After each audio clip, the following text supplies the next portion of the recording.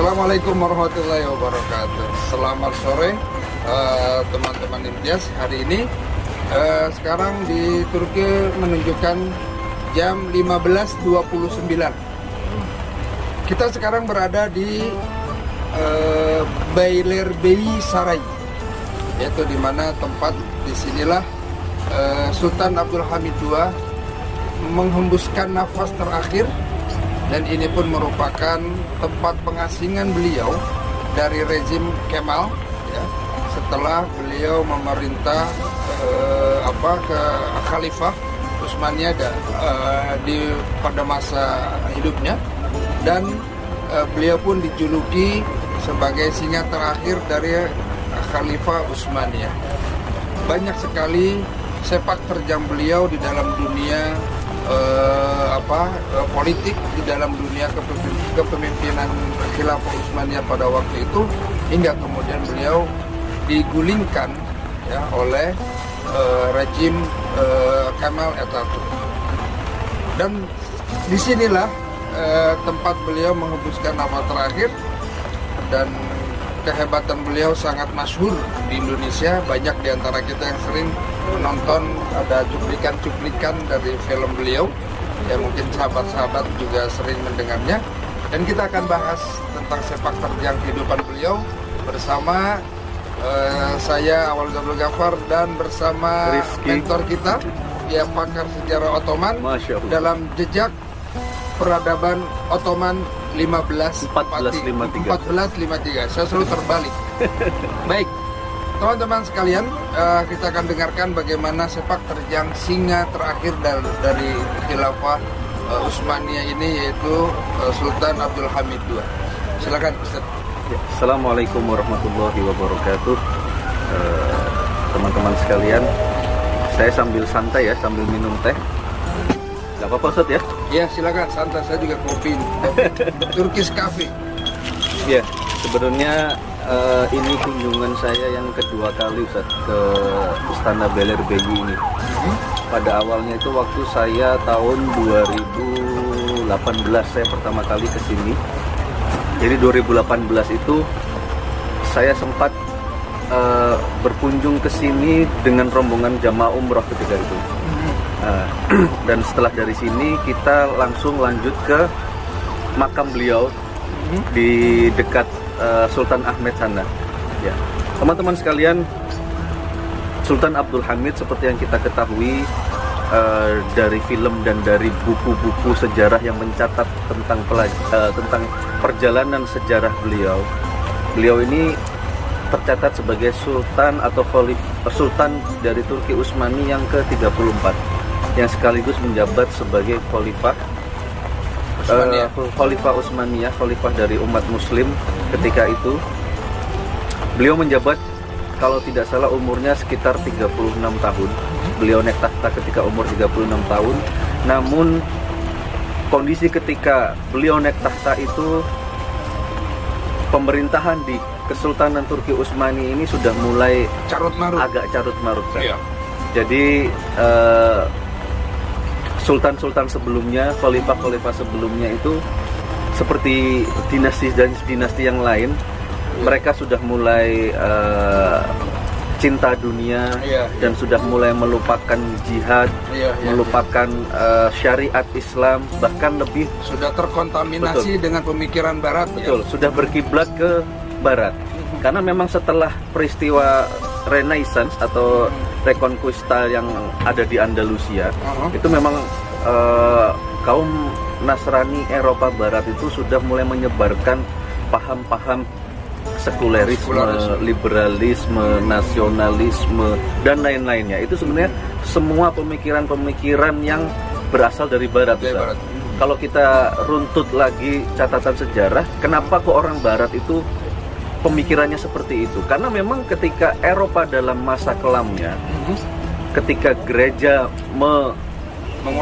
menguasai dan mengekang mereka, itu orang Eropa ketika itu memang tidak bisa berbuat banyak. Ya, karena terbatas. Terbatas, keilmuan dibatasi, semuanya dibatasi. Karena semuanya under control gereja. Betul. Ketika terjadi peristiwa Renaissance dan Reconquista itu, akhirnya semuanya revolusi Eropa itu dimulai dan mereka mulai menyebarkan paham-paham itu sampai ke masuk ke wilayah penduduk Muslim juga, penduduk Muslim juga.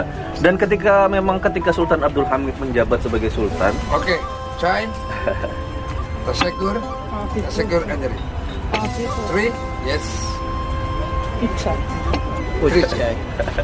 ya. Lanjut. Kita lanjut, Zat. Ya.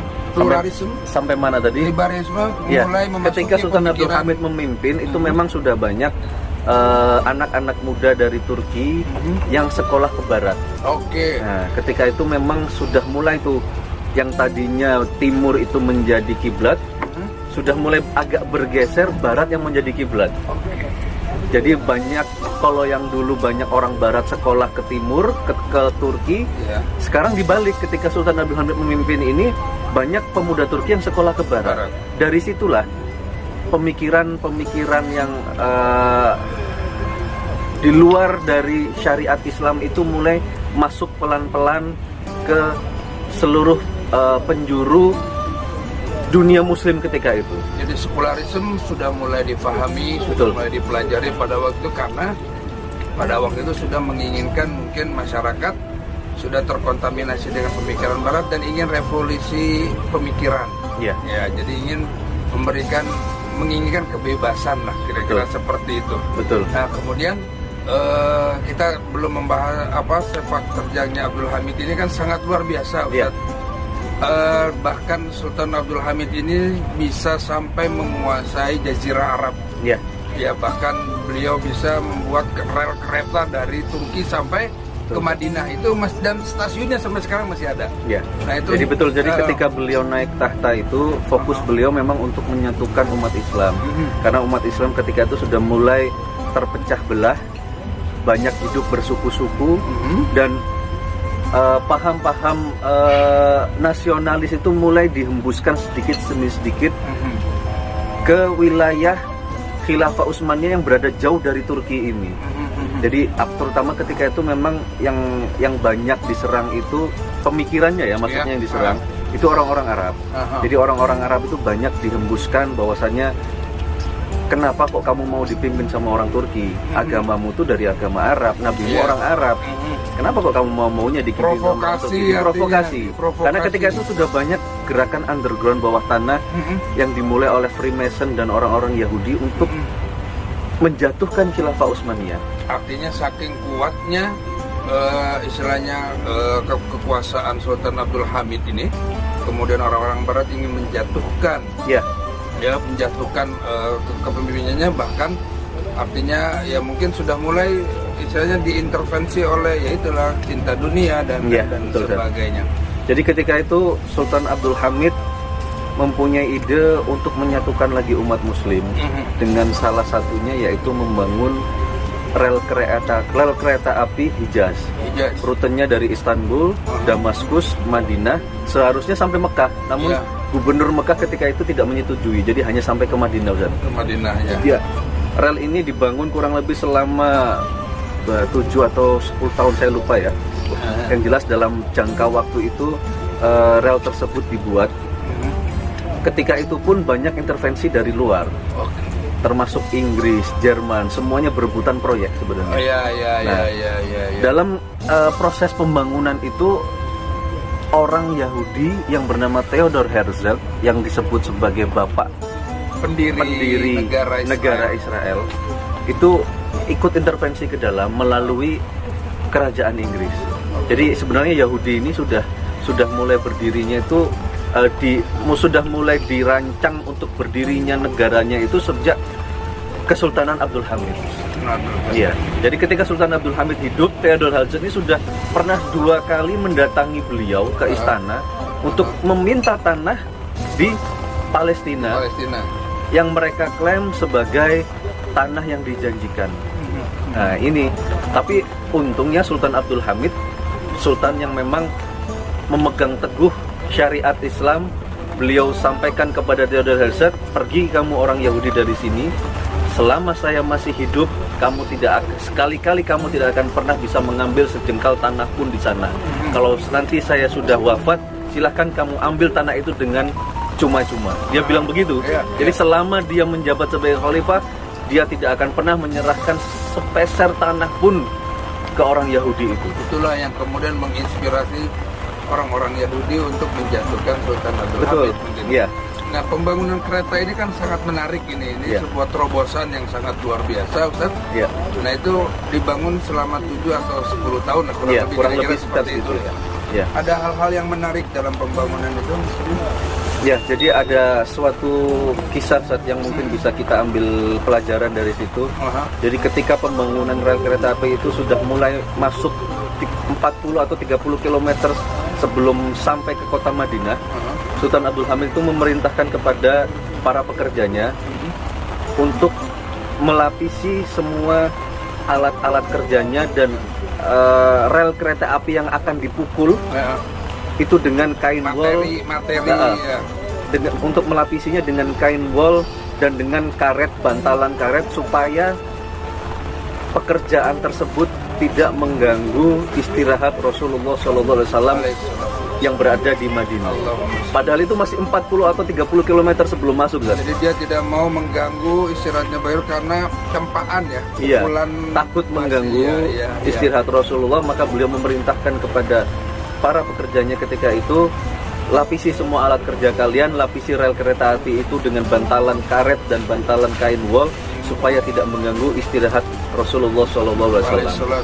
Bahkan gara-gara itu ketika beliau wafat itu, orang-orang Turki pun memuliakan beliau sama seperti beliau memuliakan Rasulullah. Apresiasi dari rakyat Turki ketika itu cukup besar, sampai dulu awal-awalnya itu di depan makam beliau tuh rel kereta api yang biasa kita lewat, ada tramway kalau teman-teman ke Istanbul, ada tramway T1 itu pas depannya, pas berada di depan makam Sultan Abdul Hamid. Dulu di situ tuh rel kereta apinya dilapisi oleh bantalan karet. Namun sekarang kalau kita lihat sekarang sudah tidak ada. Ya, kalau dulunya ada. Itu sebagai penghargaan untuk apresiasi untuk Sultan Abdul Hamid karena beliau menjaga adab terhadap Rasulullah, maka rakyat Turki pun menghormati beliau sebagaimana beliau menghormati Rasulullah. Itu begitu cintanya Rasulullah. Ada satu lagi kisah, Ustaz, mengenai Sultan Abdul Hamid ini yang membuktikan bahwasanya beliau ini sangat cinta terhadap Rasulullah. Jadi dikisahkan tuh bahwasanya Sultan Abdul Hamid itu tidak pernah meninggalkan sholat malam. Suatu saat ada orang yang punya hutang datang ke istana, dan orang itu dengan anehnya meminta Sultan Abdul Hamid untuk melunasi hutangnya. Padahal Sultan Abdul Hamid tidak punya hutang ke dia. Bahkan mungkin tidak kenal. Iya, tidak kenal. Nah, lalu ditanya sama Sultan Abdul Hamid, kenapa kamu minta saya untuk melunasi hutang? Saya tidak kenal kamu, saya tidak punya hutang sama kamu. Orang itu menjawab, tadi malam saya bermimpi Rasulullah SAW mendatangi saya dan menyuruh saya untuk meminta pelunasan hutang itu kepadamu gitu. Terus ketika itu Sultan Abdul Hamid kaget. Siapa kamu bilang? Katanya. Rasulullah mendatangi saya, katanya. Dia bilang Sultan Abdul Hamid harus melunasi hutang saya karena dia sudah lama tidak bertemu saya di malam hari. Maksudnya Sultan Abdul Hamid itu sempat kelupaan sholat tahajud. Ditegur melalui orang yang ini, suruh melunasi hutangnya karena dia sudah lama tidak bertemu saya di malam hari. Sampai sebegitunya, Ustaz. Luar biasa ya. Akhirnya semua hutangnya dilunasin sama dia, sama Sultan Abdul Hamid. Berarti memang sisi religius dari Sultan Abdul Hamid ini yang kemudian yang menjadi dia seorang karakter pemimpin yang sangat ditakuti oleh Barat. Betul. Ya. Dan kemudian dia pun maksudnya memerintah Turki ini dengan baik, dan kemudian di akhir hayatnya, Ustaz, kenapa kemudian Sultan Abdul Hamid ini bisa digulingkan oleh rejim Kemal ini? Ya, awalnya bermula dari Perang Dunia ke-1, Ustaz. Perang Dunia ke-1 itu Turki Utsmani masuk dalam blok sentral dengan Jerman ketika itu. Entah kenapa kok sampai ikut perang, padahal waktu itu sebenarnya Turki Utsmani ingin jadi pihak yang tidak memihak ke kemana-mana. Iya, la syarqiyya wala gharbiyya, tidak ingin ikut perang sebenarnya. Tapi kok kenapa kok tiba-tiba akhirnya masuk blok sentral, dan qadarullah blok sentral kalah. Perang dunia waktu itu dimenangkan oleh Inggris dan Perancis, Akhirnya secara tidak langsung negara-negara wilayah kekuasaan Kesultanan Utsmaniyah itu harus diambil oleh pemenang Perang Dunia pada saat itu kan. Inggris dan Prancis. Betul. Nah, ketika itu memang sudah umat Islam sudah tidak bisa apa-apa. Ya, jadi tidak ada power ya. Tidak ada power sama sekali sudah. Jadi ketika itu memang karena situasinya sudah tidak memungkinkan, apalagi fitnah-fitnah terhadap Sultan Abdul Hamid ini sangat banyak. Karena kebenciannya orang Yahudi juga, mungkin intervensi orang Yahudi yang menginjak tanah di Israel. Iya, mereka ingin menjatuhkan Sultan Abdul Hamid, dan fokus utamanya bukan hanya Sultan Abdul Hamid sebenarnya, tapi ingin menghapuskan khilafah, karena orang-orang Yahudi ini mereka menganggap Islam ini tidak bisa dihapuskan kecuali khilafah ini dihapuskan. Oh, diamputasi. Diamputasi, betul. Jadi beliau ya diturunkan secara paksa, karena kudeta. Memang dikudeta lah secara paksa ketika itu oleh pihak militer yang kebetulan dipegang oleh Mustafa Kemal Atatürk. Jadi dengan sangat terpaksa beliau harus meninggalkan Istanbul menuju Salonika di Yunani. Untuk pengasingan beliau yang pertama itu di sana. Jadi sangat terpaksa sekali, semuanya bahkan hartanya dirampas, rekeningnya dibekukan, anak-anaknya pun dipaksa hidup miskin, Ustaz. Jadi semuanya diasingkan ke sana. Diasingkan ini bukan hanya ini istana saja. Segini luasnya, tapi mereka tidak boleh keluar dari istana. Tidak boleh berkomunikasi dengan orang luar, betul. Jadi benar-benar hanya di dalam kamar dan istana saja, tidak bisa keluar ke semana-mana. Ruangan-ruangan yang tadi kita lihat itu, artinya mungkin hanya untuk ya orang yang basa-basi atau betul. Iya betul. Jadi bahkan di akhir hayat beliau pun, setiap orang yang ingin bertemu dengan Sultan Abdul Hamid itu harus seizin penjaga yang ada di depannya. Kalau tidak diizinkan, ya nggak boleh masuk. Jadi ada sebegitunya intervensi juga dari rejim waktu itu ya, betul. Ya? Jadi harus screening siapa yang boleh ketemu, siapa yang tidak. Betul, tahanan politik ya memang sangat jelas. Ketika otomatis lah rejim Turki kan waktu itu belum terlalu kuat, Ustaz. Apakah ada intervensi Barat yang mensupport mereka? Pastinya, Ustaz. Karena memang dunia Barat itu menanti kejatuhan Khilafah Utsmaniyah. Karena mereka tahu selama umat Islam itu bersatu, maka kebangkitan Barat itu tidak akan pernah terjadi. Karena itu jalan satu-satunya. Kalau ingin umat Muslim itu jatuh, maka Khilafah ini sebagai penaung dari umat Muslim ini harus dijatuhkan dulu. Dicerai-berai. Maka kalau kita lihat peta dunia, itu wilayah Turki Utsmani yang dulu mencakup Eropa, Asia, dan Afrika, itu rata-rata garis perbatasan antar negara itu garis lurus. Karena itu memang dibagi oleh penjajah.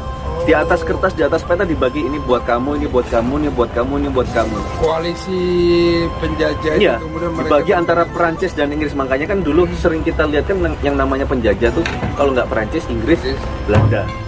Portugal dan Spanyol itu mereka jadi satu. Jadi ketika itu dunia Barat membagi diri. Spanyol itu ke wilayah Barat, Portugal ke wilayah Timur. Timur termasuk Nusantara, makanya yang masuk pertama kali ke Nusantara kan Portugis. Nah, sedangkan Spanyol menjajah orang-orang yang berada di darat di wilayah Eropa. Seperti itu. Oke. Nah, ini sangat menarik. Jadi artinya memang sampai kapanpun Islam itu akan dibenci dan ditakuti. Jadi tapi ini adalah, kita tidak boleh berputus asa sampai di sini ya Ustaz ya. Itulah makanya betul ayat yang mengatakan walan tardo ankal yahudu walan nasara hatta tattabi'a millatahum. Itu qul inna hudallahi wal huda. Ya kan? Itu. Artinya ini sangat-sangat kita sebagai penerus kalimatullah, kita sebagai pengurus agama ini, ya sebaiknya kita harus selalu mempersiapkan diri atas gangguan-gangguan yang bisa saja terjadi dari manapun, karena mereka tidak pernah senang santai ya, karena mereka tidak pernah senang dengan kejayaan Islam.